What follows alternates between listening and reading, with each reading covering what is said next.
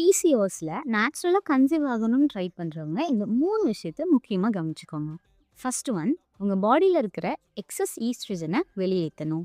ஏன்னா பாடியில ஈஸ்ட்ரஜன் நிறைய சர்க்குலேட் ஆக ஆக சர்விக்கல் நியூக்கஸ், எக்வாலிட்டி அண்ட் இம்ப்ளான்டேஷனை இது அஃபெக்ட் பண்ணுது.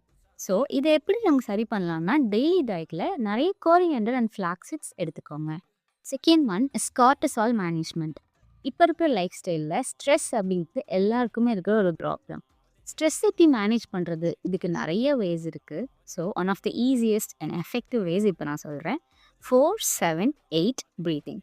எஸ், 4 செகண்ட்க்கு இன்ஹேல் பண்ணி 7 செகண்ட்ஸ்க்கு ஹோல்ட் பண்ணி 8 செகண்ட்ஸ்க்கு எக்ஸ்ஹேல் பண்ண. ஒவ்வொரு நாளும் தூங்க போகிறதுக்கு முன்னாடி நைட் இதை பண்ணிவிட்டு தூங்கினீங்கன்னா ஸ்ட்ரெஸ் லெவல்ஸை மேனேஜ் பண்ணலாம். And the last one is blood sugar level management. ஆமாங்க, ஏன்னா இன்சுலின் பாடியில் அதிகமாக இருக்கும்போது அது ஓவலேஷனை சப்ரஸ் பண்ணுது. ஆஸ் யூ நோ, ஓவலேஷன் நல்லா இருந்தால் தான் ப்ரெக்னென்சிக்கு வாய்ப்பு இருக்குது. ஸோ உங்கள் இன்சுலினையும் கவனிச்சுக்கோங்க. ஹீல்னு கமெண்ட் பண்ணுங்கள், கம்ப்ளீட் கைடன்ஸ் உங்களுக்கு தரேன்.